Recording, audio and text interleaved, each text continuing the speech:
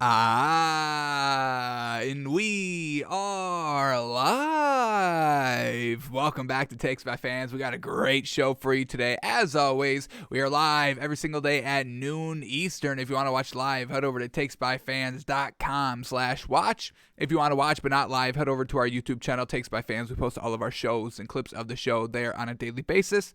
And if you just want to listen, we are on podcasting apps, Spotify, Apple Podcasts, Google Podcasts, iHeartRadio. So however you want to watch or listen, we've got you covered in multiple ways.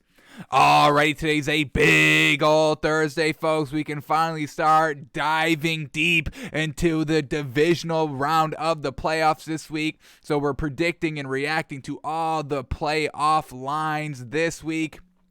Seeing, where our thinking is compared to Vegas. What did we learn from that film study of who we should be betting on? Where is the great value this week? Did we get great value last week in the playoffs? Yeah, we kind of did. What did we get? Chiefs minus 12.5. That was easy. What else did we get here? Bangles minus 5. That was good. Not that easy. But the Rams minus 4. That was easy. So still some pretty good value last week. Chiefs under 14. That was fantastic. Only had to swallow 12.5 there. And then Rams only having to swallow 4. Once again, we all know how that game played out. At the end of the day, that was an easy pick as well. So there was still some great value. Last week, we fell for some trap value overall. The Patriots plus 4.5. We thought it was good value, but the Bills are legit. So we'll see what Vegas thinks of the Bills. We're high, big time high on this Bills team, and we say this Bills team is winning the Super Bowl, and we feel $10,000 confidently that the Bills will win the Super Bowl, folks. So, predicting and reacting to the division round playoff lines today. We got to wrap up one final film study. Want to quickly watch Matthew Stafford, so we'll finish up that. We got to do our Daily Derrick Henry, folks, and then we've got to talk about the NBA. So, let's get the show on the road here. Let's put 10 minutes on the clock. Next 10 minutes, uninterrupted basketball talk of what just happened yesterday in the NBA. So here we go, 10 minutes on the clock, and the 10 minutes start now. Already tons of games on in the NBA last night. We had some bets going, and we did all right, and what we said and felt very confident in actually happened. So that's the most important thing. The things that we feel the most confident on, that all hit last night. So here we go. Let's start breaking down these games. First one up here, Magic at the 76ers. And this game was a little close throughout this game, but the fourth quarter happened, and the 76ers regained their dominance. 76ers get the win here, 123 to 110, and that's what I believe the spread was, around maybe 10, 11, 12, 13-ish, so definitely glad we stayed away from this game. No great value overall, but the 76ers get the win, and that is the most important thing, getting back on track with the win here. Joel Embiid with a 50-piece, folks, 50 points, 12 rebounds, magnificent work by Joel Embiid last night. We get Tyrese Maxey, 14 points, 2 assists, 3 rebounds, and Tobias Harris with a nice 21 points, 4 assists, 4 rebounds. Coming off the bench, Georges Niang, nice 10 points, but man, oh man, that 50-piece by Joel Embiid, counting on your superstars, your A1 tier ones. We all know that's Joel Embiid here for the 76ers, and he got it done last night. Absolutely love it. And then for the Magic last night, Cole Anthony, 13 points, 8 assists, 4 rebounds. Mo Bamba, he put up 32 points. They're 5. They're big, 32 points. He shot 7 of 8 from 3. He shot 80% on 15 shots. So, yeah, Joel Embiid had a great game down low at the 5, but so did Mo Bamba. Obviously not as good as Joel Embiid, because what Joel Embiid did was absolutely phenomenal. But Mo Bamba, got to give this man ton of credit and ton of respect here for trying to keep up pace scoring-wise with Joel Embiid. And then we had Chuma Okeke coming off the bench with 18 big old points. Franz Wagner, 9 points, 11 rebounds. And Moritz Wagner only played 9 minutes, 6 points, 2 rebounds. So we've been counting on the Wagner boys with this Magic team. Unfortunately, they cannot keep up their great level of scoring production that we've seen over the last couple of games. Franz Wagner only shooting 27%, 1 of 6 from the 3. Moritz Wagner shooting 50%, but only on 6 shots. So once again, he only played 9 minutes. So Magic come up a little bit short because Joel Embiid wanted to go historic, baby. Yes, sir. 76ers get the win, 123-110. All right, next game up here, Nets at the Wizards, and we wanted to stay away from this one, folks, and this was basically right on the spread line. It was only Nets +1, Wizards -1, and this game was a 1-point game overall. So close game last night. We stayed away from it. Great job staying away from it. No good value there. And the Nets get the 1-point win, 119-118. A little disappointed in the Wizards for not really winning this game. We have to start to see this Wizards team beat the kind of better teams, the top 4 teams in the Eastern Conference, Western Conference, for this Wizards team to truly be kind of viewed as taking the next step.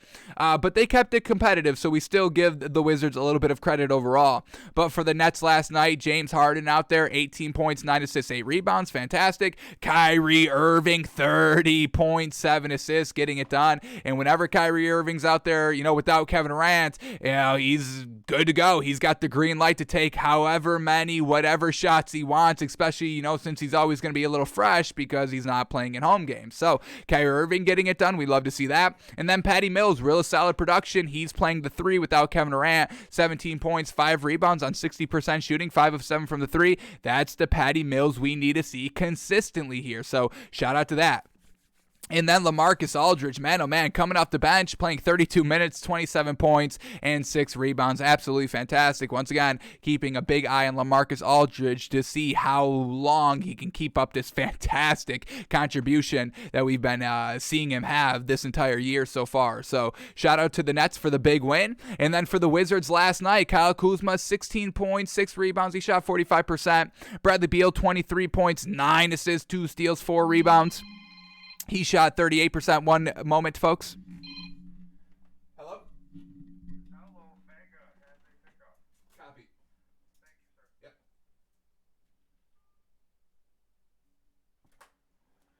Yep. Alrighty, we are back. Yeah, Bradley Beal, 23 points, 9 assists, 4 rebounds, shooting 38%, solid there as well. They had some really good bench production.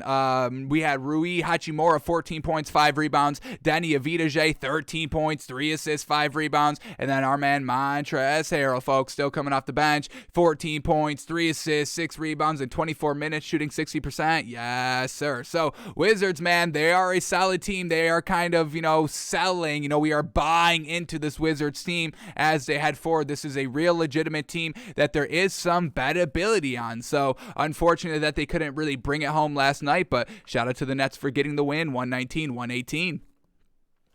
All right, then we got the Timberwolves at the Hawks, and a loss here by this Timberwolves team. Man, oh man, not good. Hawks get the win. Shout out to the Hawks. Hawks win 134-122 over the Timberwolves last night. As we always think this Timberwolves team is here. They're here. They're ready to take the next step. But all these games that are kind of taking the next step, they come and flounder in. Man, oh man. So, the bettability is definitely coming down here with this Timberwolves team. Anthony Edwards, let's start with the big 3. Anthony Edwards, 20 points, 5 rebounds. He shot 4 of 10 from the 3. Karl Anthony Towns, 17 points, 7 assists, 10 rebounds. And then D'Angelo Russell, 31 points, 5 assists, 2 rebounds. And then Jared Vanderbilt, also in the starting lineup, 10 points, 8 rebounds, 3 assists, 3 steals. That's a real solid night. Malik Beasley coming off the bench, 16 big old points. And even Jalen Noel with 9 points and 3 rebounds coming off the bench in 17 minutes. So they got great production. They got great scoring. 122 points is fantastic, but giving up 134, the defense must get better here. And then for the Hawks that got the win, everybody was on their bullshit for the starters last night. Trae Young, 37 points, 14 assists, 5 rebounds while shooting 58% from the field. Fantastic. Kevin Huerter, 12 points, 6 assists. Onika Okongwu, once again, no Clint Capella at the 5, so Okongwu filling in at the 5 here. 17 points, 8 rebounds. John Collins, 17 points, 12 rebounds. And DeAndre Hunter, 22 big old points, 5 rebounds. And even Danilo Gallinari coming off the bench with 15 big old points and 6 rebounds. So everybody was scoring last night for the Hawks, and they get back on track with a must-needed win here. So Hawks get the win, 134-122. This Timberwolves team, they always disappoint us as soon as we're buying into them. Super frustrating. All right, next game up here, Hornets at the Celtics, and we bet on this game. Hornets +3. They win outright, no big deal. Didn't need those 3 points. Hornets get the win 111-102. You know, the Celtics team, nothing that fantastic.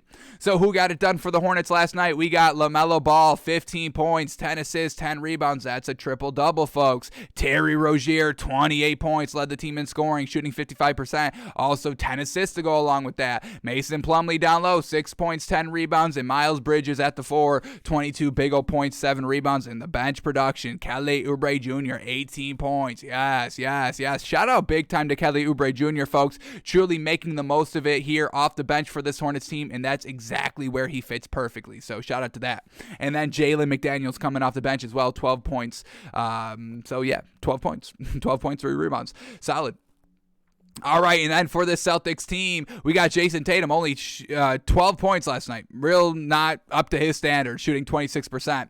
Then we get Jaylen Brown, 21 points, 6 assists, 6 rebounds. Dennis Schroeder still at the 1 here, 24 points, 5 assists, 7 rebounds. So Dennis Schroeder having great offensive contribution here these last 2 games when he's in the starting lineup as the 1, because no Marcus Smart here. This is kind of what we like to see out of the starting lineup. Off the bench, we got Josh Richardson, 10 points, and Romeo Langford, 11 points coming off the bench as well here. So just need a little bit more depth here for the Celtics team, and I think they may be able to make a move or 2 here in the back end of the season to maybe make the last stretch of the season here for the Celtics a little interesting as they try to compete for, a top 10 spot to try and get into a play-in tournament game. So we'll see how the Celtics team continues to progress here, but a loss last night to the Hornets. Hornets win 111-102.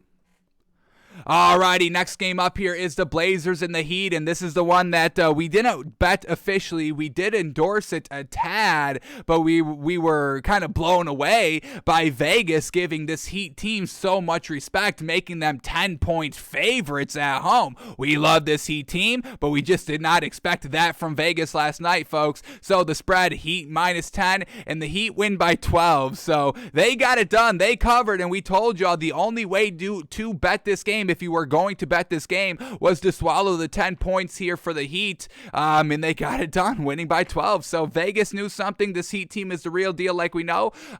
Blazers kept it close. They were competitive throughout this entire game, but once again, what makes this Heat team so great? They're dogs, and they can finish and close out games better than any other team here in the NBA. So shout out to the Heat for this big all win. They get the win 104-92. Alrighty, here we go. For the Heat, Jimmy Butler gets ejected 15 minutes into the game. Only 4 points, 3 assists, 3 rebounds up to that point. That is our 10 minutes, but we've still got tons to talk about here, so let's speed it up a tad. We get Jimmy Butler, like we said, 4 points before being ejected. We get Bam Adebayo, 20 points, 11 rebounds, 4 assists, 5 steals, 3 blocks. What a magnificent performance by Adebayo down low. Duncan Robinson, 9 points on 8 threes last night, and Gabe Vincent, the last of the starters here, 11 points and 7 assists, but it's always their bench, folks. Max Truss, magnificent game, 15 points, 5 rebounds, a +22 on the floor in 32 minutes. Dwayne Dedmon, 12 points, 8 rebounds off the bench, and then Caleb Martin, folks, 26 points, 8 rebounds. No Tyler Hero last night. Jimmy Butler gets ejected. Still no Kyle Lowry. He didn't even start the game last night. He didn't play the game last night. So, and they still were able to get the win, folks. This Heat team is the best team in the league. I've seen enough. They're winning without their stars. They're winning with their stars. They're dominating. They're winning by double digits without their stars. This is super impressive, folks. I know we haven't done NBA power rankings in a while, and we probably won't until the NFL season officially ends, but this Heat team is the number 1 team in the league, folks, and this team's got big old bettability, folks. I mean, I think I'm ready to swallow like 15 points on a nightly basis for this Heat team, and y'all know how we feel about swallowing points. We hate it in the NBA. We really don't like to swallow anything double-digit wise. So shout out to this Heat team. Big time, folks. And Vegas knows it, folks. That's how, that's a little bit of a fact check by us. You hear us say, oh, the Heat are a very good team, and then you see Vegas giving them -10 points here without their pieces. Big time respect. Vegas knows they're good. We know they're good. You can definitely bet on this Heat team and believe in this Heat team. Alrighty, and now the Blazers, who they beat. We have Anthony Simons still playing the one here without Damian Lillard.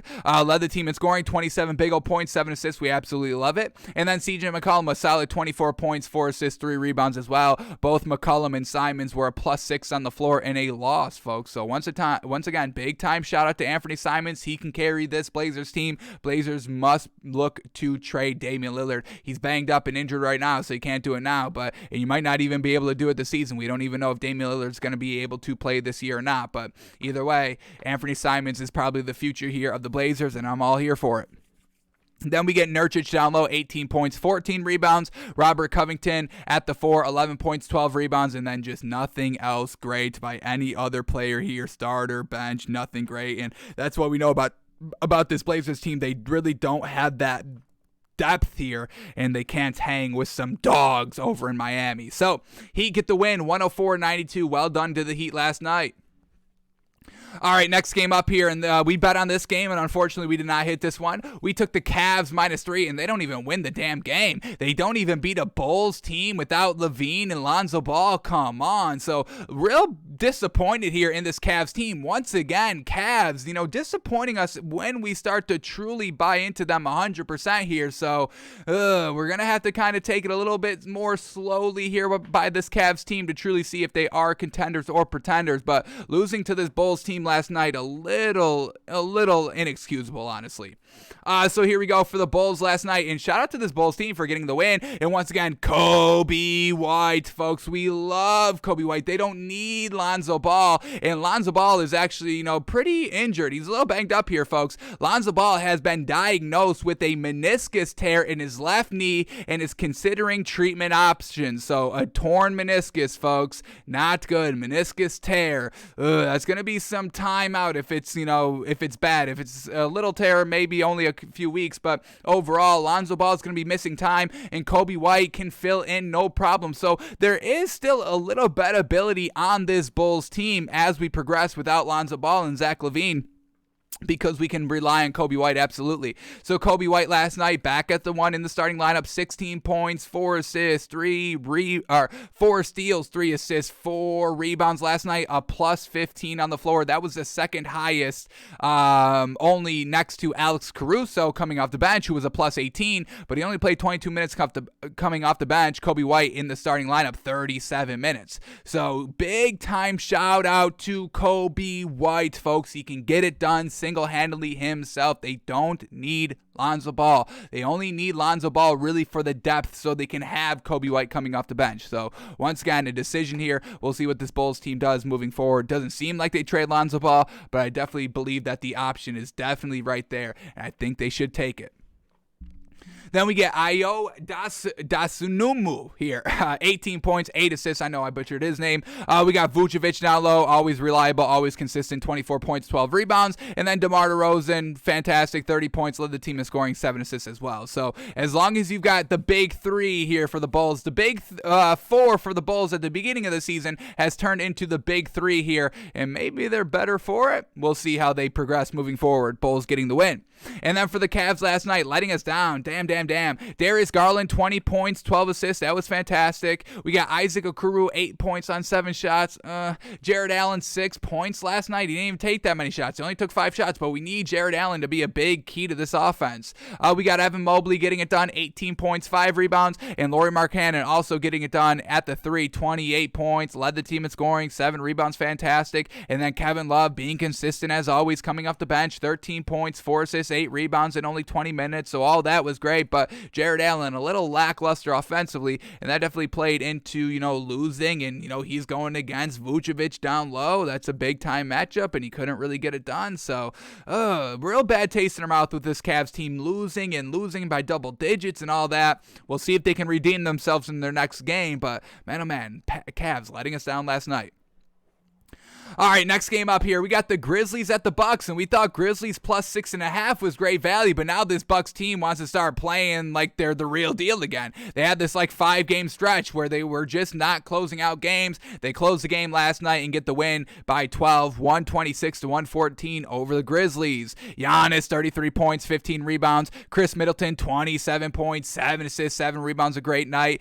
Grayson Allen, 9 points on 1 of 5 from the 3. Definitely need him to be a little bit more consistent out here. And then George Hill filling in for Drew Holiday at the 1, 14 points, 6 assists, 6 rebounds. And then Bobby Portis at the 5, 14 points, 9 rebounds. So all the starters got it done. Pat Connaughton coming off the bench with 13 big old points. Drew Holiday coming off the bench with 9 points, 4 assists, 5 rebounds. Everybody getting it done for the Bucks last night. And then for the Grizzlies, letting us down, Ja Morant did his thing, 33 points, 14 assists. Steven Adams at the 5, 4 points, 11 rebounds. All that was good. But then everybody else really floundered for the starters. We got John Concher, 6 points on 8 shots. We got Zaire Williams, 10 points off the bench. Nothing great besides Brandon Clark, who put up 14 points. We'll give him that. But overall, a little bit of a lackluster performance offensively by this Grizzlies team. And they let Giannis and company close out a game to get back on track. So Grizzlies, we still believe in this team. You know, they're still great. This is still like their second loss over like their last 12 games. So still not, you know, we're not selling or knocking this Grizzlies team. Just unfortunate they lost last night. So Bucks get the win, 126-114.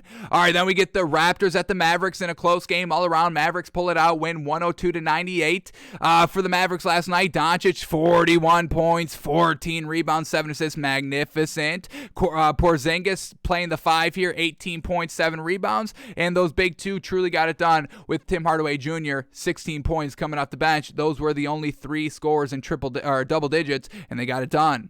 For the Raptors last night, Fred VanVleet, 18 points, 12 assists, but that man shot 20% on 20 shots. So Fred VanVleet's magic may be running out. That great 30-point-a-night stretch that he was on. I think it was like 5 or 6 straight games, but kind of floundering a little bit on the efficiency over the last couple of games. Siakam, 20 points, led the team in scoring, 3 assists, 3 steals, 8 rebounds. Precious down low, 12 points, 5 rebounds, keeping it close. And then Chris Boucher coming off the bench, 15 points, 12 rebounds. So everybody got it done for the Raptors last night, but defensively, not the greatest. So Mavericks pull away with the 4-point win, 102-98. Then we got the Thunder at the Spurs, and 2 bad team. Spurs win 118-96. Who got it done for the Spurs? We got DeJounte Murray, 23 points, 14 assists, 10 rebounds. That's a triple-double, folks. And then Doug McDermott with a nice 20-piece as well. Shout out to that. And then for the Thunder, Dort with 15 points. Shai Gilgeous-Alexander, 13 points, 7 assists. And Aaron Wiggins, 19 points. Tried to make it close, but it was not. Spurs get the win, 118-96. Then we got the Rockets and the Jazz, and the Jazz lose here to the Rockets. Rockets winning on the road, 116-111.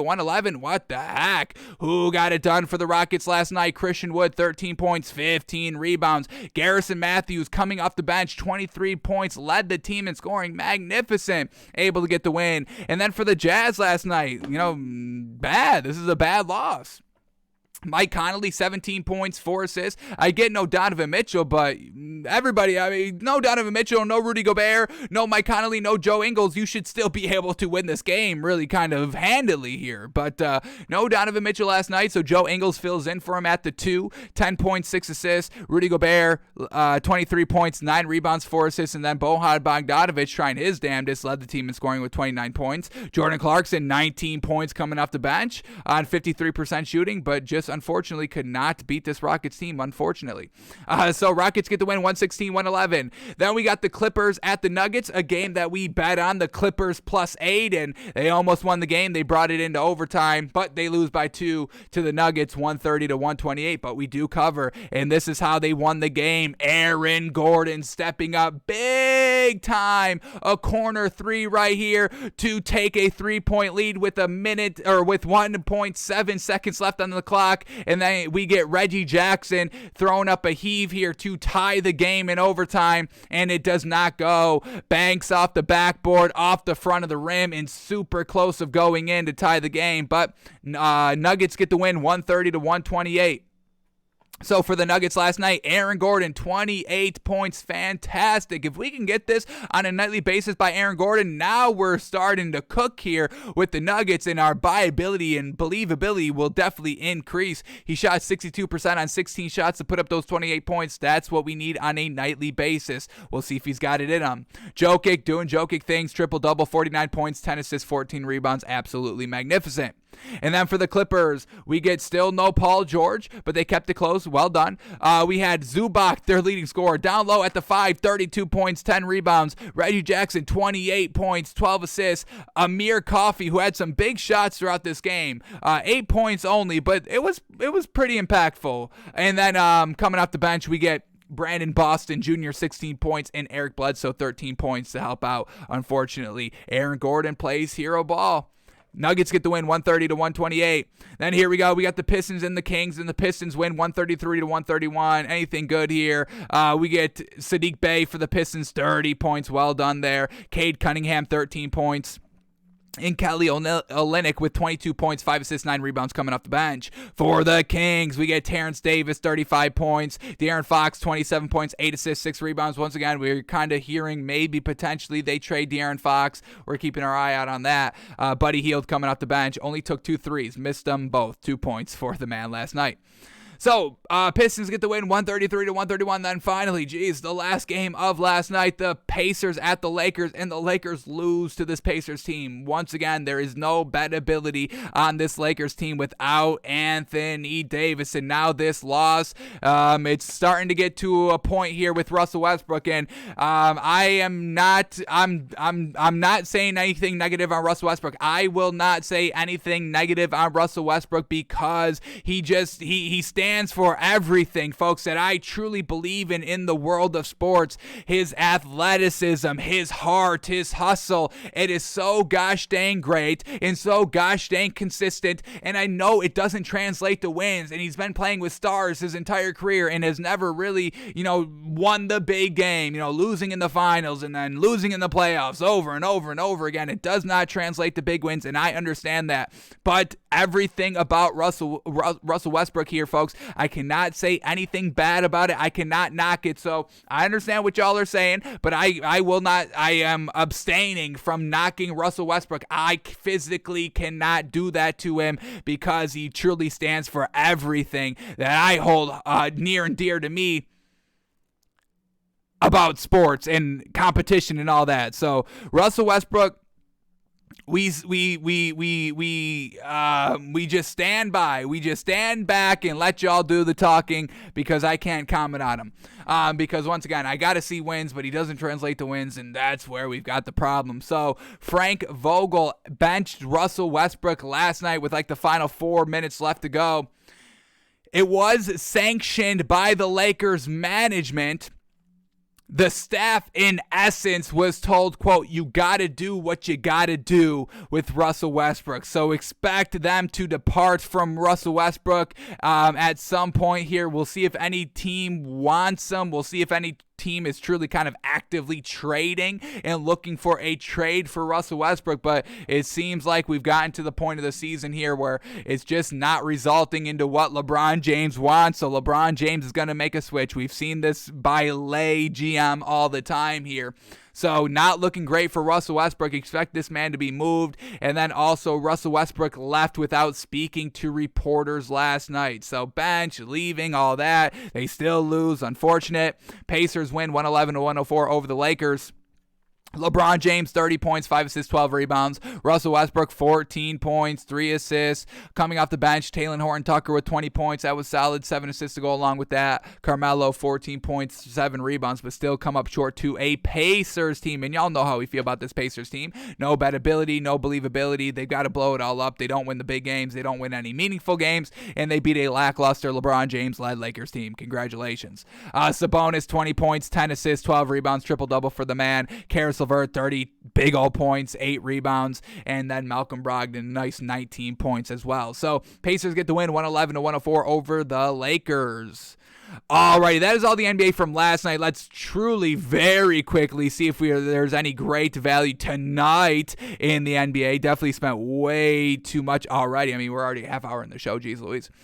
So here we go. Thank goodness there's only 3 games on tonight. So here we go. Any great value tonight? What do we got? Pelicans at the Knicks. Pelicans +4. Knicks -4. Alrighty. Knicks got a nice win in their last game. Oh, no, they lost to the Timberwolves. They did not pull it out. So, yeah, 2-game losing streak here for the Knicks. Where this Pelicans team, losing streak, 2 games as well here. For the Pelicans, Zion is still out, and Devontae Graham is the game-time decision. For the Knicks, Derrick Rose is out, and Cam Reddish not quite ready to make his debut as of quite yet. So, Pelicans +4, Knicks -4. Pelicans with the points. I think I'm liking it here. Not going to lock it in officially just quite yet. Let's see what else we get here for these next 2 matchups here. But this Knicks team, they haven't shown anything dominant or even close to dominant or anything resembling dominance here over the last month in the NBA. So, I think we're just going to be taking some points here with this Pelicans team. We got to see this Pelicans team truly turn it around as well. Brandon Ingram, Valanciunas, let's get it going a little bit. But if we're going to 4 points, Knicks never blow out anybody. They can't close it out in the fourth quarter. I think getting points here is definitely the play. But let's see what else we get. We get the Suns at the Mavericks. Mavericks on the back-to-back. We got to stay away from it. Then we got the Pacers at the Warriors. Pacers on the back-to-back. We got to stay away from that one as well. So we're only going to take 1 game here, and we're really just betting against the Knicks. We don't love betting on the Pelicans, but betting against the Knicks, I think that's where the value is tonight. So we'll take the 4 with the Pelicans and see how it all shakes out. Both these teams on 2 games losing streaks. One team's got to turn it around. And the Pelicans, they've got some dominant bigs there, where the Knicks, they just got some real bad guard play. I really do not like watching this Knicks team play. It is not great basketball overall. But we're going to take the Pelicans plus the points tonight. Pelicans +4, our official pick tonight.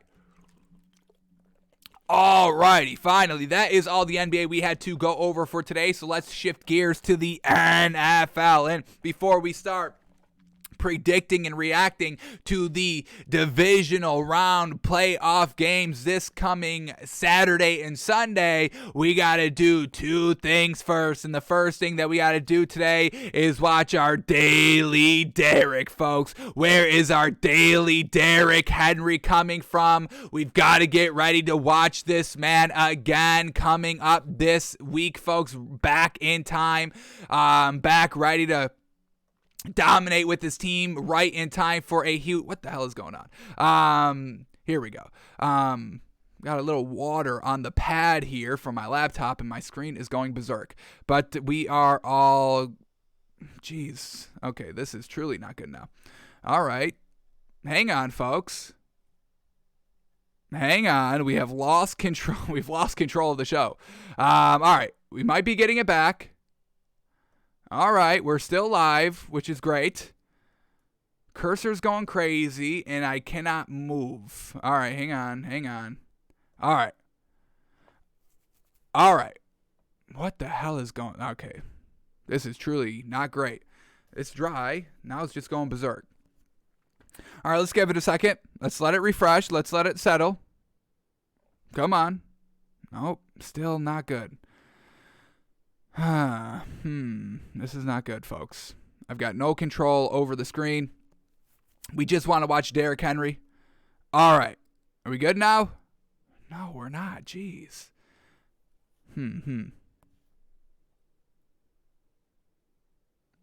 All right, some quick technical difficulties, folks.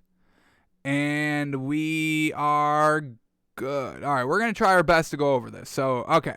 So, our Daily Derrick Henry, folks. Got to watch this man. Got to get pumped to re-watch this man again because it's been so long. We haven't seen this man since October 31st, folks. Halloween was his last game. And that's the ultimate trick right there. That's not a treat, Derrick Henry going down for the remainder of the final 10 weeks of the regular season. Jeez Louise. So here we go, Derrick Henry, our Daily Derrick Henry, folks. We're watching his last 3 touchdown game today. We've watched the other 2, but there's still one more, and this one is coming against a great opponent, folks. We are going back to week 6, folks. Titans, Bills, and the Titans get the win, 34-31. Derrick Henry, 3 touchdowns, 143 yards, getting it done. So let's watch Derrick Henry here, folks. Let's watch this man go absolutely wild, and let's see what we're expecting from Derrick Henry this upcoming week. And let's see, if we get a Bills-Titans in the AFC Championship game, how is that going to look out? How is that going to play out? Is Derrick Henry going to be able to get it done again? So a potential preview of an AFC Championship game, folks. Here we go. Derrick Henry versus the Buffalo Bills. How does he look? Here we go. Derrick Henry starting off, play action, catching a ball from Ryan Tannehill for about 8 yards. Once again, every time he touches the ball, you can expect big-time yards out of him. Here we go. A toss to the right. Derrick Henry going right into the pile. 3-4 yards. Once again, that's Derrick Henry's prime advantage, his just consistency, and now he's going to break it big, and that speed, it catches you off guard every single time. We know Derrick Henry, folks. We've broken down tons of Derrick Henry over the last 2 years since our inception here of Takes by Fans. We know Derrick Henry, but oh man, he just rips off a 65-yarder. No big deal. Got hit about 4 yards down the field, but then breaks it and then just takes it the rest of the way. And once again, just splitting those two defenders. That's how much speed he has. And he's so big, folks. 6'3", big as heck, that he doesn't look fast, but he's running everybody. He's finishing 15 yards ahead of the next nearest Bills defender. The man's got the speed. The man's got the strength, folks. Literally the ultimate running back. I don't know if there's been another running back like Derrick Henry, folks. And I understand the legends. All right, y'all don't have to get, boom around me and be like, well, back in my day, we had Bo Jackson and he was the best and all that. I get it. And we had Emmitt Smith and I get it, folks. But Derrick Henry in today's football, folks, come on. I think Derrick Henry is better than both of them, and I know that's blasphemous to say, but here I am saying it unapologetically, and that's how we truly feel about the King.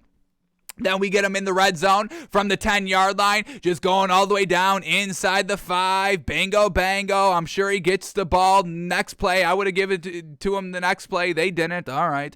Derrick Henry, here we go. Next play up. Another solid 5 yards, punching you in the mouth. And that's what we were saying before he ripped off the 60-yarder. That's Derrick Henry's advantage. And here he is running off another 20-yarder, folks, in space. And man, oh man, shout out to this Bills defense who went and actively engaged to bring down Derrick Henry in the open field. Derrick Henry does run over him, but Derrick Henry does get brought down as well. So shout out to the Bills defender. That takes real courage. That takes heart, and that's how you know this Bills defense is the real deal, if they're able and actively trying to tackle Derrick Henry in open space. So shout out to Derrick Henry. But going back, Derrick Henry's prime advantage, folks, is punching you in the mouth consistently over and over, 25, 30, 35 plus times a game.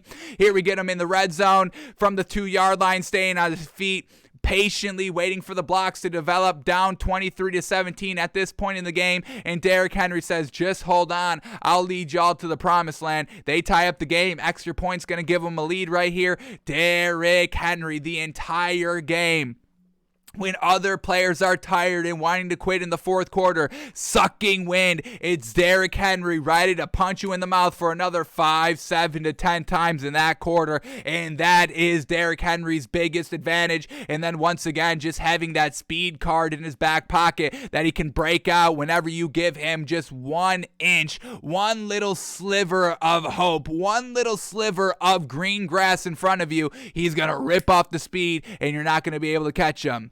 Here we go, down again, 31-24, this time in the fourth quarter, and this is where King Henry thrives, folks, in the fourth quarter. Down 4 points now, fast forwarding a little bit. Derrick Henry inside the 25-yard line of the Buffalo Bills, down 4 points, need a touchdown. Derrick Henry on the setup screen, and there it is for 9 yards. This is something that Derrick Henry has truly worked on this offseason, catching out of the backfield, catching on the check down touchdown routes as well, just adding another depth to his already deep game. And then here it is, folks. That's what we said. You give him one sliver of open space. Well, here's the open space. Down for 3 minutes left in the fourth quarter at the Bills' 12-yard line. Hits the hole, and he's gone. Do you see all this open space? This Bills defender waiting for Derrick Henry to come to him like he did the other time he tackled him. Derrick Henry stays on his feet, does a little bit of a junk, a little hesitation step, and that's in for the touchdown. Easy peasy. Derrick Henry taking the commanding 3-point lead here for the Titans, and the Bills unfortunately could not answer the king after having to answer the king after having to answer the king for his three touchdowns overall. Derrick Henry with another game winning. This was the final score, 34-31. So overall, in the grand scheme of things, this was the game winning score, and we've seen Derrick Henry put up game winners after game winners after game winners after game winners after game winners, folks. He is a winner. He's a winner. He gets the yards. He's got everything going for him, folks. Derrick Henry deserves and really should be demanding. And we're going to start demanding, folks, y'all start respecting this man way more than what y'all have been. Derrick Henry, folks, I cannot wait. I cannot wait to watch this man on Saturday, folks, okay? I am going to watch the game, and then after the game, I'm going to rewatch the game. I don't even care. I know there's another NFL game live, another playoff game right after the game, but Derrick Henry's so nice, you got to watch him twice, and I may even watch him 3 straight times. I may just watch Derrick Henry for the rest of the weekend. I don't care about any other games. I truly don't. I just want to watch the king back. The injury gods took 10 weeks away, 10 games, 10 opportunities to watch Derrick Henry, folks, and we got to make that up. So Derrick Henry is going to make his return this week. We cannot wait, and we feel a little unfortunate for the Bangles that have to kind of do what the Bills did right here and try to stop the man. So Derrick Henry, folks, get ready, get prepared. Man, oh man, he always surprises us every time we watch him, even though we know what to expect. Man, oh man, and that's how great he is. Alrighty, so that is our Daily Derrick for today, folks. We'll have a Friday Daily Derrick, and then we got to do our game day Daily Derrick. Come on, we got to do that Saturday. Even though we're going to watch them a little bit later on Saturday, we still got to watch them early on the show. So 2 more Daily Derricks, folks. What do you got for us? We cannot wait. Alrighty, folks. Now let's head over. Can we even do this? We are definitely having technical difficulties. I don't want to restart this because then I'd have to edit the 2 together and all that. It'd be a hassle, folks. So we're going to just live through these technical difficulties for today and go slow with the mouse before it starts to drive us crazy. But let's go to a film study before, once again, we got to get one more kind of look at this Rams team before we truly kind of predict the line. We got to see, is Matt Stafford looking as good as we need him to look heading into a game this week where this is going to be a real tough game for Matthew Stafford, having to go on the road to the Bucks, folks. On the road? Are they on the road here? Rams at Bucks, yeah, that's going to be real tough for Matt Stafford, a game that he must really kind of win. I mean, this is kind of Super Bowl or bust for Matthew Stafford. Matthew Stafford, unfortunately, does not have the luxury all these other quarterbacks of having all right, if we don't get it this year, we can definitely get it next year or work on it next year, because Matthew Stafford is a little bit, unfortunately, aging out of this league. I want to say the man is 34. Let's see if I can get this up quickly here. Our man, Matthew Stafford. Let's see what we got here, and we see how all these quarterbacks are kind of playing when they reach 38, 39, 40 is definitely seeming like the cutoff. And once again, we understand Tom Brady is the outlier of everything. You don't need to bring that up every time we talk about quarterback or football, folks. And, that's one of the most frustrating things, folks. It's like when people just listen to other people, they just always look for that one thing to pick out and be like, oh, no, I got him. They're always looking for that dunk moment. I absolutely cannot stand that. We understand Tom Brady. We understand he's great, folks, okay? He's the outlier. You don't need to bring that up on everything that we say, all right? So when we're talking about aging quarterbacks, be like, oh, Tom Brady made it to 44. Of course he did. But we just saw Drew Brees that could not play till 40. We're just seeing Big Ben, who really should have stopped playing at like 37, okay? So please spare me. I get it. You can dunk on me. You're smarter than me. You're better than me. We get it, folks. You don't need to kind of prove yourself, okay? Everybody knows you're better than me, okay? I acknowledge it. Y'all are all better than me, okay? All right. Back to Matthew Stafford, 33 years old, folks, and he's about to turn 34. He's 33 years old, 347 days, and there's 365 in a year. So his birthday's coming up soon, folks.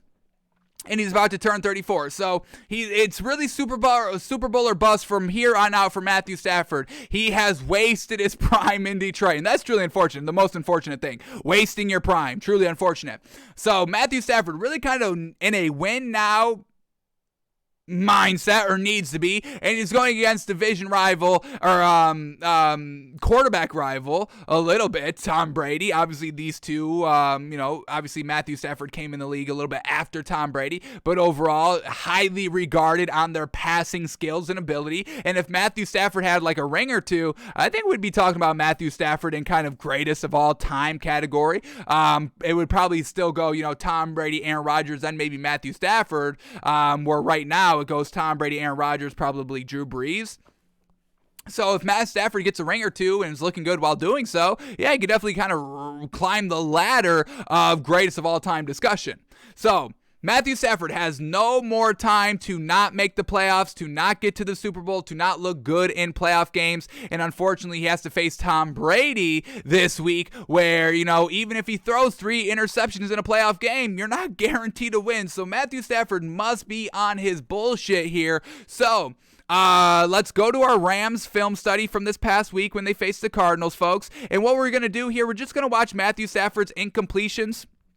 There's not that many because they really didn't pass the ball that much, and that's a great green flag heading into this week's that Sean McVay is still actively utilizing the running game and the running backs by committee and not putting it all on Matthew Stafford to get it done single-handedly, relying on the defense as well. So they're starting to play really kind of big complementary football here in LA, and that's definitely something that they're going to need to do and continue to do in the playoffs as they progress, because if you win this week, you beat Tom Brady, congratulations, but you're probably going to have to face Aaron Rodgers next week. And if you beat Aaron Rodgers that week, well, congratulations, you're probably either facing Patrick Mahomes or Josh Allen. So once again, Matthew Stafford's going to have his work cut out for him this week and for the rest of the playoffs, the rest of the season, however long it goes. And, we'll see if he's truly as good as everybody was kind of saying he was when he was in Detroit. It was just a team and the organization just being trash all around him. So, Matthew Stafford goes 13 of 17, so only 4 incompletions. Just want to watch the incompletions. Are they on Matthew Stafford? Are they on the receivers? Once again, is Matthew Stafford reading the field right? Were those incompletions because he was forcing something he probably shouldn't? And if they didn't get off to that hot start that they did, and if Kyler Murray was actually good and was able to do something and produce in this game, would this game have been a little bit different if the pressure was on Matthew Stafford? So let's see what we get here in the film study. Then we can finally start breaking down and talking about this week's playoff matchups. But got to watch Matthew Stafford here to shore up all of our final thinking and our thoughts on what we saw last week and who we can buy into and bet on this week and believe in this week. So let's go through these drives here quickly and see some incompletions here by Matthew Stafford. His fault, not his fault. We don't want him to be his fault. We want to buy into Matthew Stafford here. We would Rams being on the road here, just kind of baseline, that's already +3. So obviously it could be higher, it could be lower. We'll talk about that when we get to that. But, if we're getting points here with the Rams, that's fantastic. I would love points with Matthew Stafford. So we'll see if we can feel good getting 3, or if we really need to see like 6 before we bet in there, and I doubt it's going to be Rams +6, but alrighty, here we go. First drive up, what do we got? We got any incompletions? We got 35-yard run, 5-yard pass, -5-yard penalty, and man, oh man, this technical difficulties is truly killing me, folks. All right, 5-yard penalty, rush for no gain, and then a 7-yard sack, and then they have to punt. So no incompletions here, but let's watch this sack. How did this sack look? He held on the ball too long. Was the Cardinals' defense just great? And now we have to sign out and sign back in. Oh, my God. Everything's going wrong on today's show, so that's great, right? All right, here we go. Let's sign out so we can sign back in, and hopefully our screen is not going berserk on us again because I got a drop of water on our touchpad and dried it instantly, and then it just wants to go berserk. Jeez Louise. Man, oh man, water. It sustains life, but then it can also ruin technology, so that's not great. As we move to a more technological future where the machines are going to be taking over, they're going to be outlawing water, folks. So stock up on water before the machines take over, and there's going to be no more water. See what water does to machines, folks? Gets it all wonky. So that's great. Alrighty, getting back to the game here. Slowly but surely, but we're making it work, folks. It's gonna be worth it, folks, alright? It's gonna have a big payoff like it always does, alright? So here we go. Back to the game.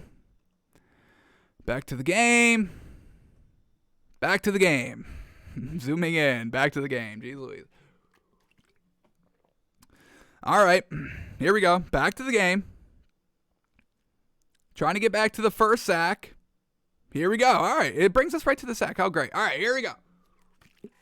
Matthew Stafford at the Arizona 45-yard line. This is really the first negative play of the drive, and it stalls the drive because of it. So here we go. Matthew Stafford dropping back to pass. Really plenty of time to throw. Man, oh, man. And then gets taken down trying to escape out of the pocket.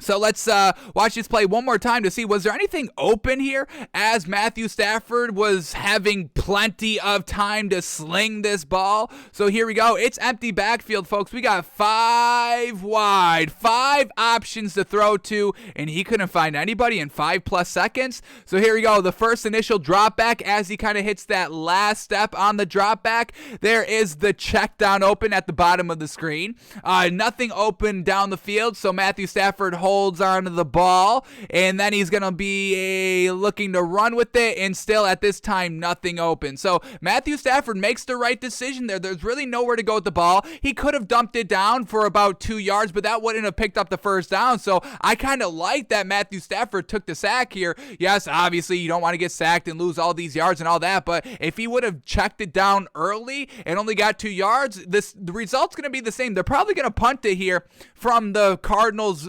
45-yard line. I doubt they would go for it on 4th and 8. That's probably what it would have been if he dinked it down to the check down route. So either way, you're punting the ball. This is still the first drive. The Cardinals didn't score on the first drive, so you don't want to give them any great starting field position, any momentum. So overall, that sack was pretty solidly taken by Matthew Stafford. So that's a nice green flag on this incomplete pass, or this sack actually. So all right, he's off to a good start here by Matthew Stafford.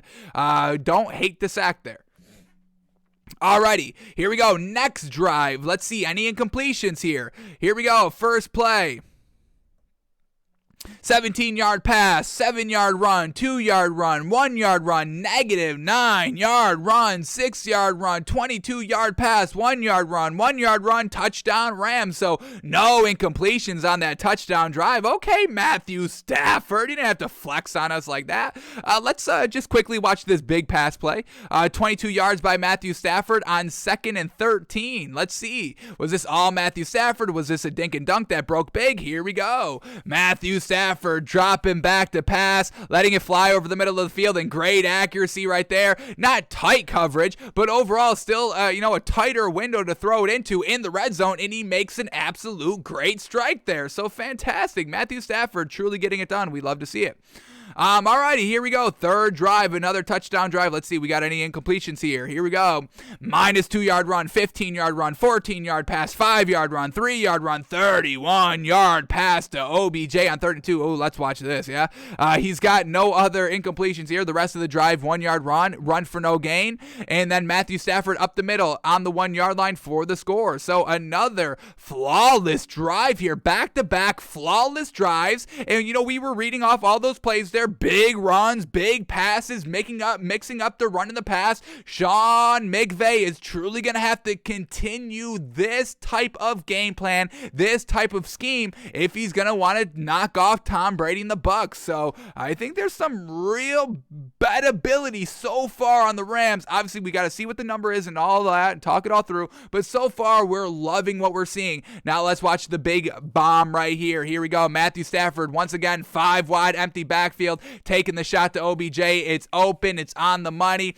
Maybe just, if we truly just want to nitpick on this play, just a hair overthrow. We see, OBJ truly reaching out with both of his hands and really catching the ball on his fingertips. So Matthew Stafford maybe has to hone in the accuracy like 1%, like 99% great accuracy. Just that 1% got to clean it up a tad, but that's just getting way too nitpicky in it.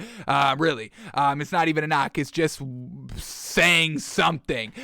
So here it is, Matthew Stafford one more time. And that's not even that underthrown. So overall, that's great, and we take back that. It's just great, folks. No reason to even say that. Fantastic job by Matthew Stafford. Alrighty, let's go to his next drive, 4th drive of the game here. Let's see, we get any incomplete here. We get 4-yard run, 2-yard run, and then pass incomplete on 3rd and 4. All right, this was a 3-and-out here, so if the game was close, a little concerning, but they're up 14-0 at, once again, the Arizona 44-yard line. Once again, the sack that he took that kind of stalled the drive was at the Cardinals' 45-yard line. So regardless of 3-and-out or 5-and-out or whatever, they're always going to get great starting field position because of that defense, all right? And the ability to make kind of any play turn big. So, they can start at their own 10 and 2 plays later, right be at the 50 and ready to kind of be on scoring territory. So, once again, this Rams team, folks, all around great defensively, offensively, coaching-wise. This is a real complete team. All right, here we go on 3rd and 4. Let's see, Matthew Stafford going deep, trying to take a shot here, and this ball just maybe a tad underthrown. Still should have been caught here by Cam Akers, absolutely. This is open. You got to come down with this ball. And it looks like we have control over our screen again, so this is absolutely fantastic. Everything's coming up Millhouse when Matthew Stafford is balling out. Got to love it. So here we go. Let's watch this ball a little bit more in depth, and yeah, just a little underthrown. We got Cam Akers on the right sideline streaking down. He's wide open, but Matthew Stafford just leaves it a little short, and we see Cam Akers having to kind of stop, turn back to the ball, and that's why it's incomplete. So still should have been caught. We understand that, but once again, the job of the quarterback is to get the ball to your playmakers as efficiently, as accurately as possible, because, they're running over the middle of the field. They are, trying not to get, lit up by the defenders. They're trying to get open and all that. They've got enough on their plate where the quarterback, you just got to get the ball there accurately. Put it on him. So he does underthrow it a little bit here. So once again, that's what we truly have to keen in on with Matthew Stafford. Just keying in the accuracy, and this is what we need to see by Matthew Stafford. Once again, we've been kind of talking about this all season. He's never been in a position where he has to be clutch the entire game in big games because he was with the Lions. Always had that excuse of, the trash organization, never having any playmakers and all that. We understand that. But now that you do, and there's no more excuses for Matthew Stafford, you must put up or shut up. So you've got to get it going and get it going next playoff game and then next playoff game and the next playoff game. He must always be clutch. So, if this was a close game and you missed this throw right here, sets up, 4th and 4, and now do we go for it? Do we punt it? We can't really take a field goal shot. So if the game was close, that play would have definitely haunted Matthew Stafford and the Rams. Luckily, it didn't come down to that. So only one bad play so far by Matthew Stafford. Definitely not knocking it. All right, so they have to punt. They go 3-and-out, but it works out for their favor because they get a pick 6 by Kyler Murray on the next possession. So it all works out. All right, here we go. The next drive by the Rams, it starts with a pass incompletion. Ooh, starting with the pass incompletion. Here we go. Once again, starting at the 50-yard line, folks, right at midfield because the defense was able to get a turnover off of Kyler Murray again, another interception. So once again, this defense complements the offense, getting the Rams in great scoring field position. So once again, the Rams probably should have put up more than 34 points, and I know that's kind of crazy to say and kind of, frame as kind of a negative, but, the Rams having all this great starting field positions, I mean, Matthew Stafford can truly not flounder and squash these moments, these opportunities. So yes, they were blowing out the Cardinals the entire game. game. 34 points is great, but what happens when the game is close and you're not having, great success scoring the ball, and you need to make the most of your rest of your possessions for the game? So for that, all right, let's, kind of keep that in the back of our mind. But here we go. Rams at the 50-yard line. Matthew Stafford on 1st and 10, under center, about to throw an incomplete pass here. We get a play action, decent time to throw, pressure coming, and then he just kind of throws this one away from Cooper Kupp. And this, once again, open, and I know Matthew Stafford was facing pressure coming right down the middle. We get it, but once again, you must stand tall in the pocket. We've been talking about tall quarterbacks the last couple of weeks here. Matthew Stafford, 6'3", that's our bar. We only want to see 6'3" and above for our quarterback. So Matthew Stafford, you must stand tall in this pocket and deliver an accurate ball, even though you are about to get lit up. And that's exactly what he has to do here. We're talking Cooper Kupp. We're talking best wide receiver in the league at this moment, folks. We're not talking about a scrub. We're not talking about a rookie, folks. And even if we were talking about a rookie, you can still get it done, because we've been seeing what Jamar Chase and Devontae Smith have been doing this season. Absolutely immaculate. But Matthew Stafford just puts this one a little bit too much. This is wide open, folks. He's got 3 yards of separation, so you've still got to put it on him. That would have put the ball at the 30-yard line. You probably would have been guaranteed at least 3 points coming out of that drive, but this miss on 1st down, unfortunate by Matthew Stafford. For the rest of the drive, we get a minus 10-yard penalty for offensive holding, which results in a 2-yard run and then an 8-yard run on 3rd and 22, just kind of phoning it in and just playing the field position game. So, alrighty.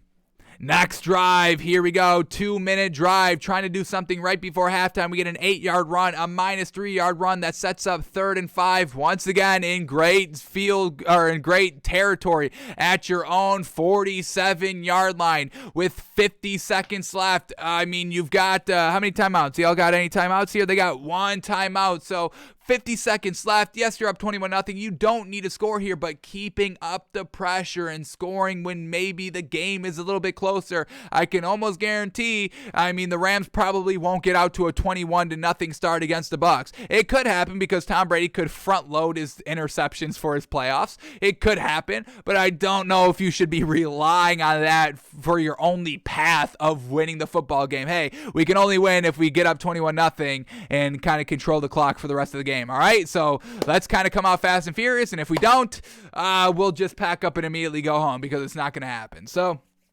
it's still great, folks, and yes, we're reading a little bit, maybe too much into it, but we have to kind of say everything that we're seeing, folks, so we're not surprised by anything. That's the worst, when you think you have all the information, you make a great bet that you feel so confident on, and then there's just one thing that kind of went crazy in the game that maybe, did happen, that definitely did happen, maybe a little bit earlier in the regular season, a handful of times that you just never kind of paid that close attention to, or just never kind of, saw, because it only happened a handful of times. So we don't want to get surprised by anything. So if we see the Rams struggle here by Matthew Stafford, maybe we shouldn't be too surprised. But here we go, 3rd and 5. Could have kept the drive alive, could have got some points right before halftime. Matthew Stafford dropping back to pass, and this is just a drop there. All right, so Matthew Stafford, no fault of his own right here. Tyler Higbee, usually always shorthand right there. So this drop, not too concerning overall. That's just an unfortunate drop at an unfortunate time. All right, so that's Matthew Stafford's last incompletion of the first half. Now let's go to the second half here. First drive out of halftime for the Rams results in a touchdown. Here we go. We got a 3-yard run, 4-yard run, 10-yard pass, and then we get a pass incomplete. Obviously, they make up for it because they score a touchdown, but let's just watch this incomplete pass. Once again, at their own 42-yard line. Great field position right here. Didn't start here, but still great field position. Empty backfield for Matthew Stafford, just dinking it down, and once again, this is not on Matthew Stafford. This is a little bit on Cooper Kupp right here. This is wide open. Matthew Stafford, maybe a little bit of a rocket right there. Also may have been tipped. Was this tipped at the line? Let's quickly zoom in here. Was this tipped a little bit? It was definitely a rocket. Definitely a rocket. Maybe it tipped as well, but either way, just not that overall concerning. Made the right read, throw was looking accurate and all that. So once again, this is good. This is what we want to see from these incompletions. We don't want to be worried about Matthew Stafford. And then for the rest of the drive, they are all good to go for the touchdown. Next drive, field goal drive, we get 4-yard run, 41-yard pass, 8-yard run, minus 9-yard run, 10-yard run, minus 4-yard run, and then the field goal.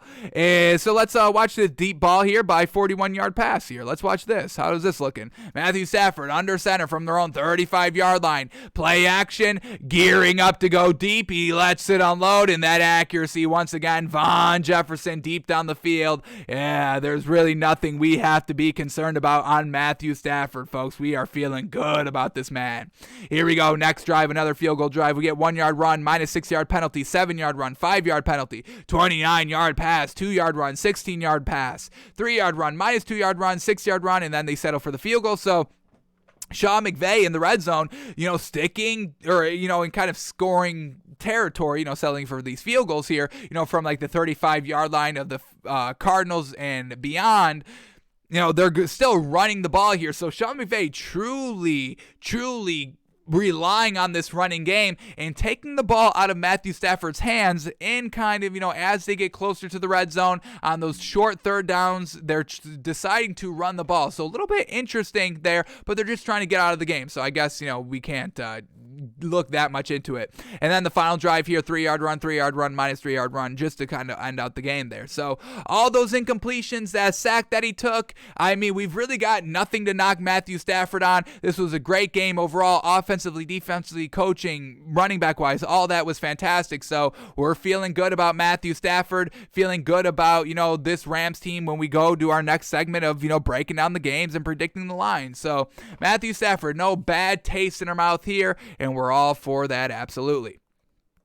Alrighty, now let's finally, since we've seen all the film that we needed to watch, folks, we feel like we have all the information needed to start breaking down these next games coming up this week. The next round of the playoffs, the divisional round, folks. Divisional playoffs right here. We've got 2, 4, 6, 8 teams, and by the end of the week, we will have just 4, and we'll have just 2 games on next week. How unfortunate is that going to be, folks? Man, oh man. That's the one unfortunate thing about the playoffs. We get great games because now every game matters. We're getting kind of the best of the best going at it. We're crowning a champion in the process. But I mean, as those weeks go by, we go from Super Wild Card Weekend that had 6 games on, 3 every day, fantastic. Now we go from 6 to 4, only 2 games on every day, and we go to on both days, and then we only go to 1 on, or I think they'd both be on Saturday or Sunday.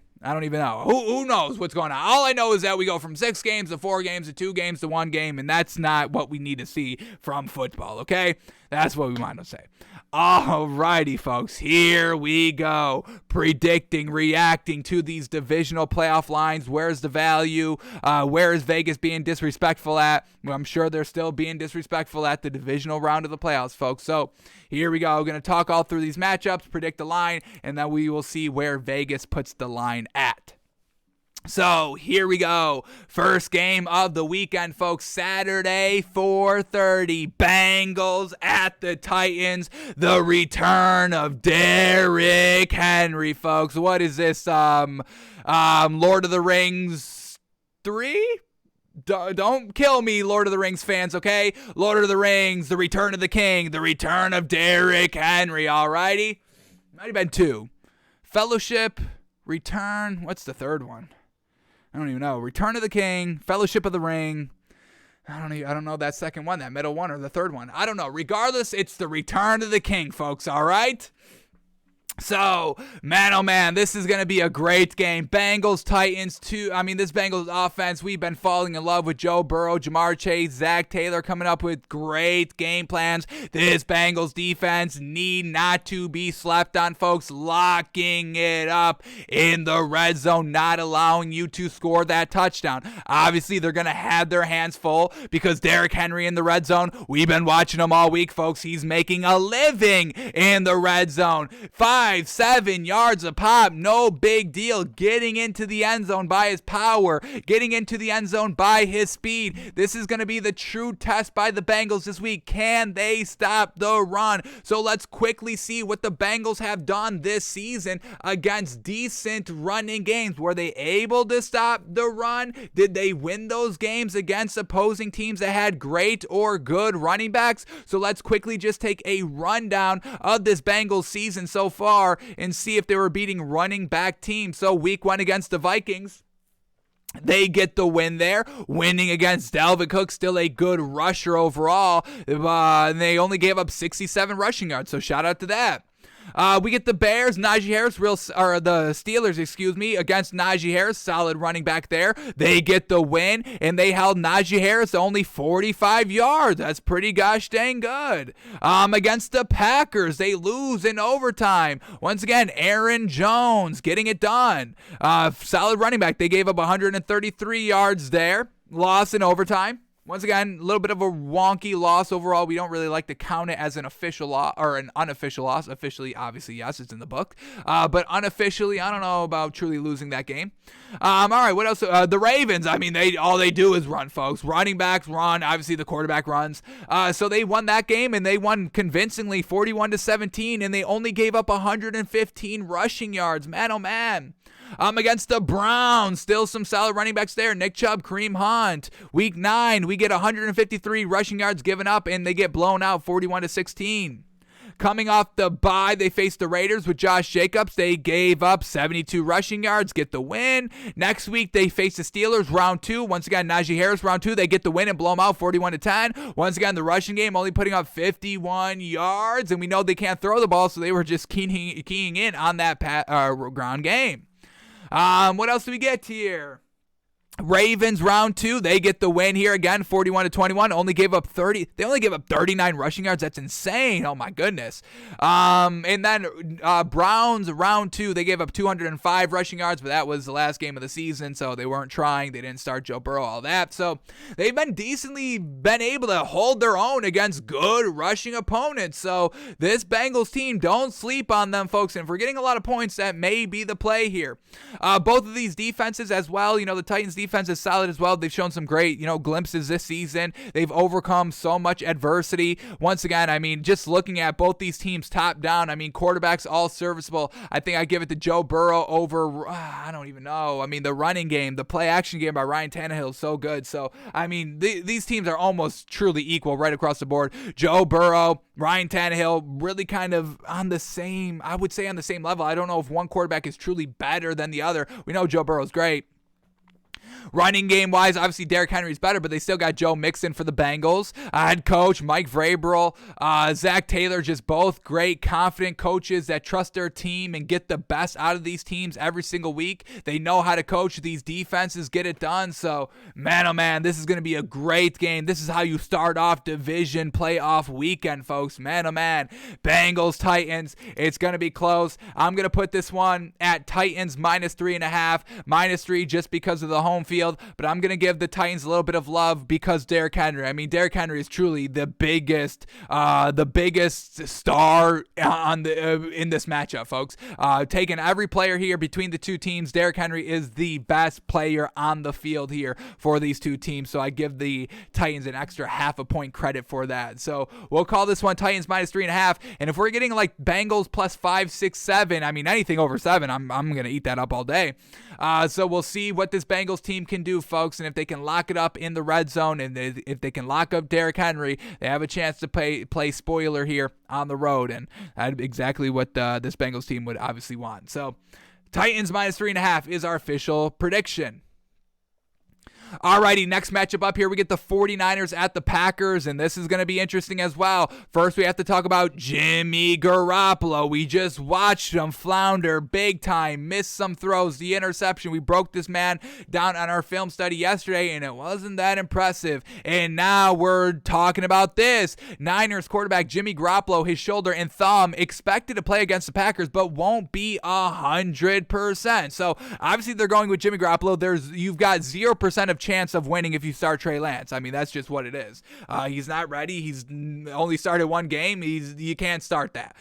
So obviously you're going to still go with Jimmy Garoppolo. But let's see to kind of what the extent of the injury is. We can go through, we get one quote here. So let's read the lead up to truly see, what we're talking and dealing with, because it's just the same kind of nagging injury that he had last week against the Cowboys, or was it a little bit worse this week? So here we go. Garoppolo, who has a torn ligament and bone chip in his right thumb, sprained his right shoulder in the second quarter of the 49ers wild card win against the Dallas Cowboys. Right shoulder. He's a right-handed quarterback, and we saw what Baker Mayfield did with an injured left shoulder, a non-throwing hand shoulder, and he still was trash. So now it's his shoulder, his throwing shoulder that's trash, and his thumb that's a little banged up here. And we saw him flounder in the second half of the game, and always flounder in the second half, never able to get it done. I know the 49ers defense is good, and they still got Deebo Samuel that they're truly going to have to rely on for all of their offensive production, because I don't know if we're going to be able to rely on Jimmy Garoppolo here. So, this could be big bad, folks. This could be, a big favorite here, spread-wise, to the Packers. But let's keep going here till we get to the quote.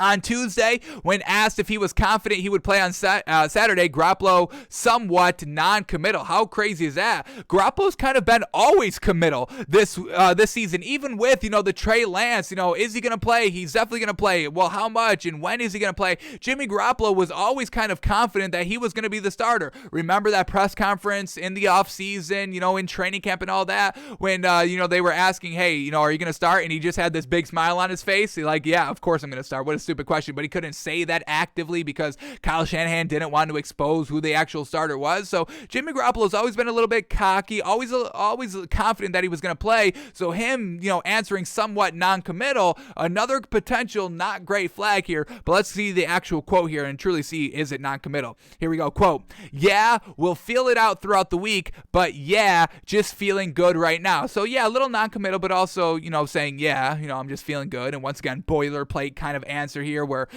everybody says, yeah, we're going to take it, day by day, see how I'm feeling, all that. So classic boilerplate answer right there. I don't know if we should be reading into that much. But overall, he is banged up, shoulder and thumb now. So that's definitely going to play an impact here. Going against the Packers, obviously, first round bye. Matt LaFleur lost week 18, and he's never lost back-to-back games here. Aaron Rodgers, he loses in the playoffs, but usually gets to the NFC Championship games when he loses, but also does lose against the 49ers in the playoffs, because we did see that in the NFC Championship game 2 years ago where, they were good, but they faced the 49ers and they lose the game, unfortunately. So, Packers here, they're going to have to get it done. Aaron Rodgers, this is truly going to have to, be the year. Aaron Rodgers, for his legacy, needs to win the Super Bowl this year. Or, once again, it's just a classic Aaron Rodgers. Great regular season. Unfortunately, can't get it done and, doesn't get it done. Not the winner, not the GOAT like Tom Brady in Super Bowls and all that. Now, we do know this Packers team is bigger than just Aaron Rodgers. It's the defense. It's the running game. It's Matt LaFleur. That's why Aaron Rodgers is winning MVP for some reason. I mean, even though that his stats are in literally every category are worse than every other quarterback, just kind of, in each category, like, we looked at passing yards and attempts, Tom Brady better than that, and touchdowns and all that. He doesn't throw any interceptions, which is classic Aaron Rodgers. But I believe that Jimmy Garoppolo news is big time bad, and I understand Kyle Shanahan is a great coach, and he'll have a game plan to be able to make up for Jimmy Garoppolo's potential lack of success offensively. We know Kyle Shanahan has a lot of pride that he's always going to be competitive. Him and Matt LaFleur have history together. So obviously you're going to want to kind of be competitive for that. We know this Packers team doesn't really blow out anybody. So for all those reasons, we're just going to put this one at Packers minus 6.5, right on that kind of under 7 hook, because they don't win by double digits and don't blow teams out, and because Kyle Shanahan is usually always going to be competitive in big games. So we'll put it right under that 7-point hook, and we'll discuss if it is over that 7 hook, if we take the points or if we swallow the points. We'll have that discussion then. Hopefully we don't have to have that discussion. I would love not to have that discussion. I would just love to take Packers minus 6.5 and be done with it, but we will see if we have to have that discussion. We'll call this one Packers minus 6.5. All right, now the Sunday games, folks. Here we go. Rams, Bucks, 3:30. Man, oh man, Rams, Bucks. Can Matthew Stafford knock off Tom Brady in their first playoff appearance against each other? Let's see. So here we go. We just watched Matthew Stafford in our film study. He's clearing everything. Big old green flags heading on Matthew Stafford into this game. Another big old green flag is obviously Sean McVay for the Rams in the running game, in the defense. It was all truly firing on all cylinders last week against the Arizona Cardinals. Now, this Bucks team, alrighty, a little bit kind of limited with their wide receivers. Let's quickly get a quick look to see if all their kind of wide receivers are on the right track to play this week. Once again, obviously the AB thing no longer there and that kind of circus surrounding that. We've been talking about Mike Evans yesterday when we watched the film study on the Bucks. We need Mike Evans to truly show up and show out. He's going to be going against Jalen Ramsey. Is he going to be able to get open? And is Tom Brady going to be finding him open consistently? Like, we need 10 or more targets, 10 plus targets for Mike Evans in this game if they want a chance to win. So here we go, the pieces for the Bucks. What do we got? Giovanni Bernard is questionable, and they were utilizing him in the passing and running game for the Bucks. So they're definitely going to need Giovanni Bernard there. Leonard Fournette is still on IR, not still ready to go. Ronald Jones is questionable. So once again, the running backs maybe not there. And are we going to get another great performance by Giovanni Bernard? I believe Giovanni Bernard alongside Andy Dalton and AJ Green during those Bangles years of always floundering, never getting it done in the playoff games, never getting it done in the big games. Let me double check this, because if we get the no clutch ability factor with Giovanni Bernard, this is definitely going to play into, what our official prediction is going to be. So here we go. He was a Bengal in 2013. Let me get up these Bangles by years, because I believe that was right in the thick of it, right in the middle of Andy Dalton, AJ Green. I mean, folks, do you understand how good, just talent-wise, that Bengals team was throughout those playoff years with Andy Dalton, and they never won a playoff game? That's big-time floundership right there. We've seen Andy Dalton flounder. We've got that with the Bears. We've seen that. We've seen AJ Green just flounder this week for the Cardinals, not stepping it up. Yes, Giovanni Bernard, you had a good game, but he's with the Bucks. It's the best team. You got Tom Brady. It's not always relied on you, so you can, be a little bit more freer out there. But yeah, 2013, wild card loss. 2014, wild card loss. 2015, wild card loss. Right in the thick of it. Started in 2009 with their wild card losses every single year. So yeah, Giovanni Bernard was still a little bit of a problem there. Still not, the solution in the playoffs. Let's look at his playoff games during those years, shall we? Giovanni Bernard, can we rely on him again? Here we go. His first playoff game, 2013, 12 rushes, 45 yards. He had 73 receiving yards as well, so about 100 plus yards overall. And that was game one, so that was great. Same thing like we've seen with Mike Evans last year in the playoffs, 100 yards receiving. This year, round one in the playoffs, 100 yards receiving. How does it look game two? Well, we don't know by Giovanni Bernard because he never gets to game two. Year two, here we go, 2014, back in the playoffs, another loss, obviously, only 3 rushes for 6 yards, and then he had 46 yards receiving on 8 catches, so about 50 yards overall total there, getting a little bit worse. And then in 2015, playoff game against the Steelers, lost 28 yards rushing and only 2 yards receiving. So he had a great game last week against Philadelphia, 44 yards rushing, 40 yards receiving, fantastic, about 80 yards overall, getting it done. So Giovanni Bernard, they're going to have to rely on him, and is he going to be clutch? So running back, still a little bit of a question mark. Wide receivers are all kind of good to go here, so going to have Scotty Miller and all that, hopefully at full strength, and hopefully a lot more impactful than he was last week. But overall, I think this Rams defense can kind of lock it up. That's going to be what, is going to win this Rams team the game. It's always going to come down to their defense. Obviously, we need Matthew Stafford to take advantage so we don't get another kind of game like we did last year in the playoffs against the Packers where Tom Brady's thrown 3 interceptions. Aaron Rodgers, Matthew Stafford not taking advantage of it, and them losing the game even though the defense was great. So I'm going to give it to the Rams here, folks. I think the Rams are overall a little bit better. I understand the Bucs at home and Tom Brady and all that. So I'm going to call this one Bucs minus, I'm going to go -1.5, folks. I like this Rams team. If we're getting anything over 3 with the Rams, that's going to be great value. We'll lock it in. Either other than that, if we're only getting Rams +1.5 like our prediction, basically just picking the winner at that point. But Rams here, folks. I think that's going to be the play. We'll see if we get great value. I don't think we will, but we'll see if we do it. We'll call this one Bucks -1.5. Alrighty, and then the Mac Daddy of them all, Bills Chiefs, a rematch of the AFC Championship game from last year in which the Bills lost it. Once again in Arrowhead Stadium, so not great there for the Bills, but I'm loving this Bills team, folks. They absolutely balled out 1,000,000,000%. You don't understand how impressed I was by that Bills performance, folks. Literally every concern that we had by the Bills all last season, all this regular season, instantly went away on how they won that game offensively, defensively. And I think the Bills are going to be able to crack the Chiefs again this season. Once again, they played earlier this season. Bills got the win, and I believe that was in Arrowhead. Was that on the road? Let's double check. Almost positive it was. But this Bills team, once again, they had to face the Patriots twice. Once again, lost the first meeting, won the second meeting, dominant fashion. Then they rematched for the third time in the playoffs, and they win in dominant fashion again. So this Bills team, their wins are not flukes. They can double down on their wins. We've seen it. Now, again, blowing out the Chiefs in the regular season matchup. Maybe some of you are expecting the second game to go differently, but it won't, folks. I do not believe it won't. I believe this Bills team will absolutely destroy this Chiefs team, folks. That's how I'm feeling. So here we go. It was when they faced Week 10. It was in Arrowhead. They win 38-20. So a rematch there. This Chiefs team getting a couple of pieces back defensively. They didn't have Chandler Jones for their first meeting. He's going to be out there, a nice edge rusher to kind of pressure Josh Allen a little bit.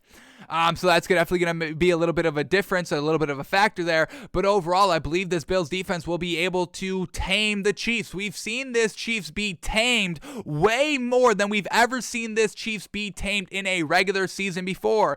During Patrick Mahomes' first 2 seasons, first 3 seasons, they would lose a game here, but it would be close, and they never really got exposed. They'd lose a game, 2, 3, maybe.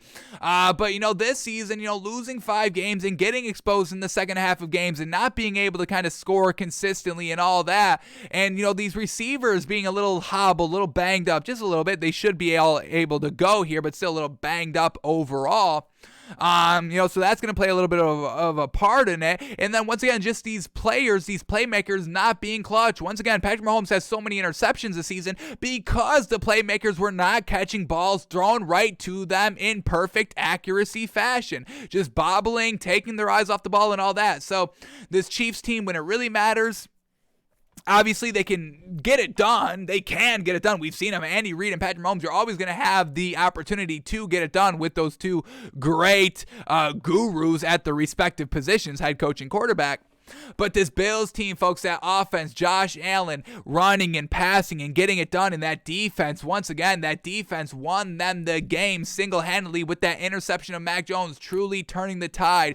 So I believe this Bills defense will be able to lock up the Chiefs. I do like the Chiefs defense, don't get us wrong, but this Bills offense will be able to find the holes and exploit it, whether it's Josh Allen running or Josh Allen slinging the ball down the field. He can do it all. He got it done in the red zone. All of our worries instantly went away watching the Bills last week against the Patriots. So I love the Bills here. I love the Bills to win the Super Bowl. I think they beat the Chiefs this week, folks. And I'm going to call this one Bills -2.5, folks. Truly, they should be favorites here, folks. This Bills team is legit. They will win the Super Bowl.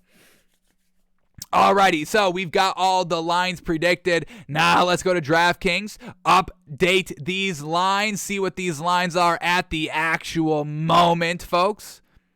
And let's see where our thinking was. Are we on par with Vegas? Is there any disrespect? Is there any wow, value that we must take advantage of right now? Let's see, one more refresh for good luck right here. And here we go. First game up here, folks. Back at it. Bangles at the Titans. We predicted this one at Titans minus 3.5. And that's exactly what it is. Titans minus 3.5. And now we're in this predicament. Half a point hook, folks. They will always get you. And if they haven't gotten you yet, I know New York's going crazy betting here and all the newbies betting, mobily, maybe have never gotten hit by that half a point hook, but I'm telling you, it will come. Everybody has felt a half a point hook loss, and you kick yourself and you think, I should have just swallowed less value to be a safer pick and all that. It happens to the best of us, folks, and now this game could potentially come down to that half a point hook. So, man, our official predictions coming up tomorrow on the show. We will pick all 4 games tomorrow. Man, it's right there. Bengals plus 3.5, but the king is making us swallow an extra half a point, folks. How unfortunate is that? Now, would we rather have Derrick Henry not play this game so we got the Titans minus 3? Of course, and I'll swallow the extra half a point if that means we get to watch Derrick Henry. I would swallow 7 points. If I had to, if this line was Titans minus 10 and I had to swallow that in order to watch Derrick Henry, I would take one for the team, y'all, okay? So, Titans minus 3.5 here, folks. This Bengals defense combined with the offense. And this could be, we know how the Bills won the game and kind of, the first quarter, their first defensive possession.